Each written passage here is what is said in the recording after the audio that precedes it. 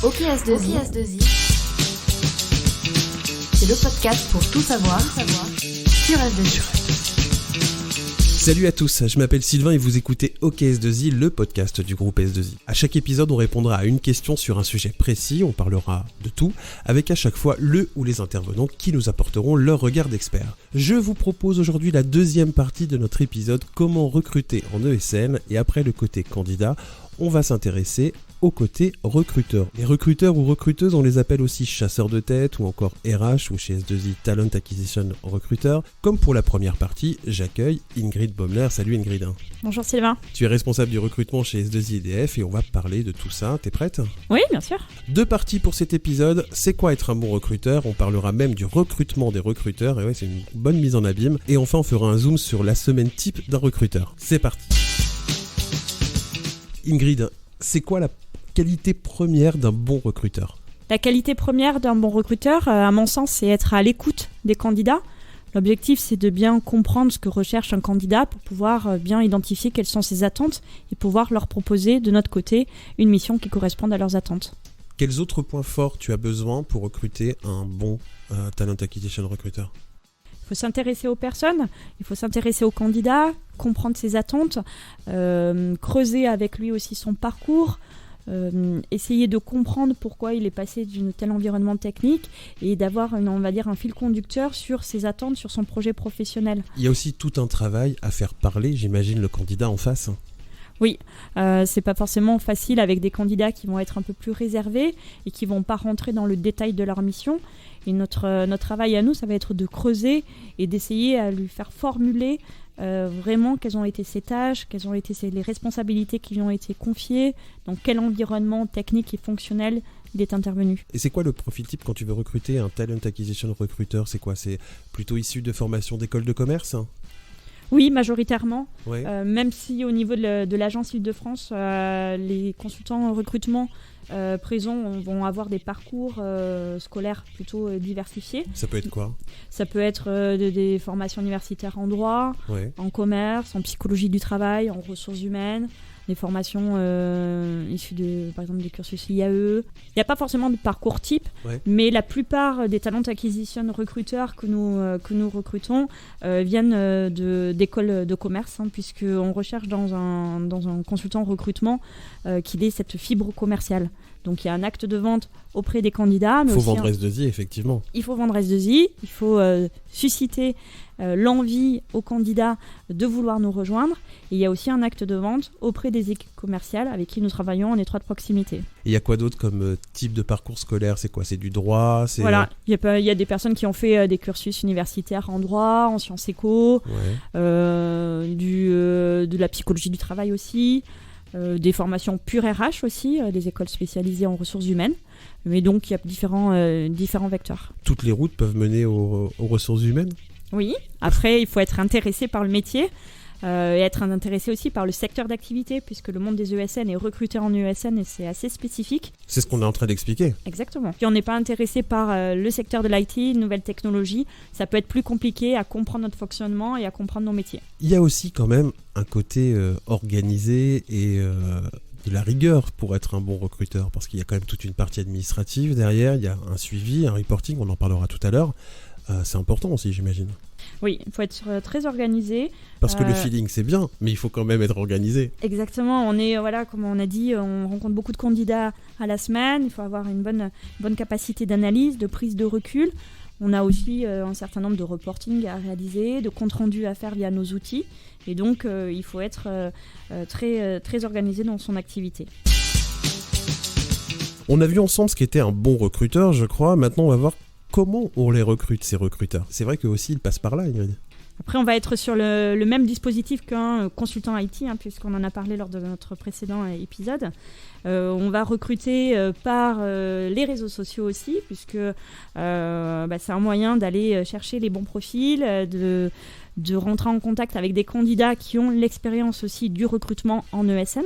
Est-ce que par exemple, quand tu veux recruter quelqu'un, un futur talent acquisition manager de ton équipe, tu regardes un peu son profil? Est-ce que tu regardes aussi son activité sur les réseaux sociaux, sur LinkedIn particulièrement? Oui, ça va être aussi un moyen de voir si c'est quelqu'un qui aime communiquer, qui aime partager, qui est proactif et qui va aussi être un relais d'information auprès des candidats. J'imagine après qu'il y a aussi des job boards, il y a des annonces sur site. Les annonces aussi sont diffusées sur le site S2I, ce qui donne vraiment la visibilité du poste et des missions qui sont confiées aux talent acquisition de recruteurs.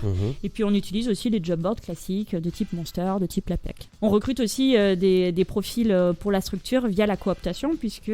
c'est pas réservé que pour les collaborateurs en mission. Exactement, non, puisque nos commerciaux ont peut-être aussi travaillé avec des talents acquisition de recruteurs de par leur précédente expérience et nous proposent de bons profils. Est-ce que c'est une légende quand je dis qu'il y a plus de femmes que d'hommes dans cette profession? Le métier tend à se masculiniser, puisque dans l'équipe de 15 RH, on doit être à peu près à 5 talents acquisition de recruteurs hommes. Donc il y a de plus en plus d'hommes qui s'intéressent aussi à ce métier qui pouvait être plus exclusivement réservé à la population féminine. Il y a la parité qui arrive dans tous les métiers. Oui, et heureusement. Ingrid, on va se faire un zoom sur une semaine type d'un talent acquisition recruteur. On fait quoi toute la journée, toute la semaine quand on est recruteur? On fait différentes tâches, Nos missions sont très diverses. C'est vrai. On va être, on va dire, la majorité focalisée sur la recherche de candidats, comme je vous l'ai expliqué. Ce qu'on appelle le sourcing? Exactement, le sourcing. Donc aller chasser, aller détecter les bons profils, donc avec les différents outils que nous avons à disposition. Ouais. Et puis il y a aussi les phases d'entretien qui sont importantes et qui rythment aussi nos journées. C'est quoi? Ça peut être combien d'entretiens par semaine? Ça peut être énorme ou ça peut être sur des volumes de 10 entretiens à la semaine, sur une moyenne de 2 entretiens par jour, voire plus. Ça dépend des semaines. Il faut savoir que les candidats, on les rencontre aussi souvent en horaire décalé un peu. Sur leur pause déjeuner, le soir après leur travail. Donc, le matin très tôt. Le matin très tôt aussi. Donc on s'adapte à nos candidats. Donc les journées sont bien remplies. Il y a du relationnel aussi avec les business managers. On est tout le temps en contact avec les équipes commerciales puisque notre travail est vraiment lié. On est vraiment un binôme, on est partenaire de leurs activités. Donc on échange continuellement pour bien comprendre quels sont les besoins qu'ils recherchent, bien creuser les compétences et voir si les profils qu'on a trouvés correspondent à leurs attentes. Donc il y a vraiment une réciprocité. Il y a tout un aspect aussi, j'imagine, de réunions que vous devez faire. Il y a des réunions entre RH et puis aussi avec les commerciaux. Les RH sont intégrés dans les business units, donc ils participent à la vie de la business unit via des réunions qui peuvent être sur une fréquence plutôt hebdomadaire, sur parler des candidats, parler des besoins. Et puis des réunions aussi que j'anime moi avec l'équipe pour échanger sur les difficultés, sur les problématiques.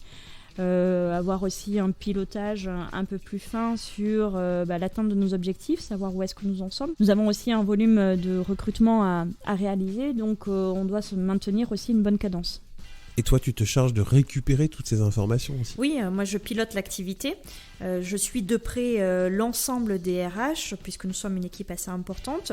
Je m'assure qu'ils atteignent bien leurs objectifs, qu'ils ne rencontrent pas de difficultés majeures. Je suis là aussi pour les accompagner, pour les aider et m'assurer qu'ils ne rencontrent pas de difficultés et qu'ils déroulent bien le processus de recrutement avec l'ensemble de leurs candidats. Et aussi, je consolide les indicateurs, je fais du reporting afin de donner de la visibilité à notre direction et aussi à notre responsable RH, Pascal Hubert.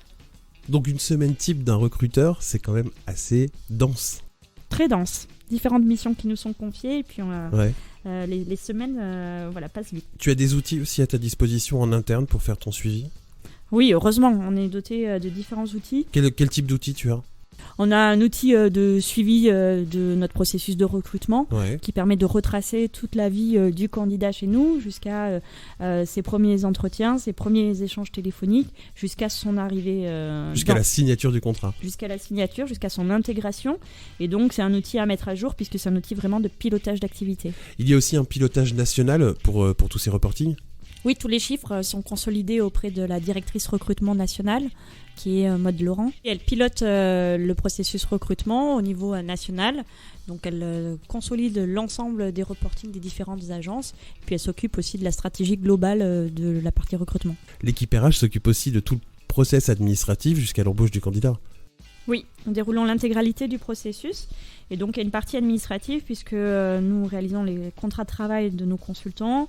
On recueille aussi toutes les formalités administratives de type pièces administratives, carte d'identité, le RIB. Tout ce qu'il faut pour être chez S2I. Exactement. Le Talent Acquisition Recruiter chez S2I garde un lien quand même après l'embauche du candidat. Oui, il va être l'interlocuteur, on va dire, privilégié du consultant puisqu'il s'adresse à nous lorsqu'il a des questions, lorsqu'il a des demandes sur des points de vue administratifs, des questions, on va dire, d'ordre général de tout collaborateur lorsqu'il intègre une nouvelle société. Et donc, on va être vraiment le relais et être le lien ? On va être le lien pour pouvoir répondre à ces questions. Les chargés de recrutement sont aussi là pour animer le réseau de consultants qu'ils ont recrutés afin de favoriser la cooptation, mettre en place des événements qui sont destinés aux consultants, des événements recrutement, mais aussi des événements techniques pour les aider à s'intégrer dans la structure et favoriser le dispositif de cooptation. Merci Ingrid d'avoir participé à ces 2 épisodes. Je pense que c'est très intéressant. On en a appris un peu plus sur le recrutement en ESN. Merci à toi, Sylvain. C'était OK S2I, comment recruter en ESN, partie 2. La première partie est toujours disponible sur vos plateformes de podcast. Pensez à vous abonner. Rendez-vous sur Twitter, Instagram, c'est le même nom partout, S2I_IDF. Si vous avez des idées de thèmes pour l'émission, n'hésitez pas à nous envoyer un petit mail, communication-idf@s2i.fr. Rendez-vous dans 15 jours. Salut!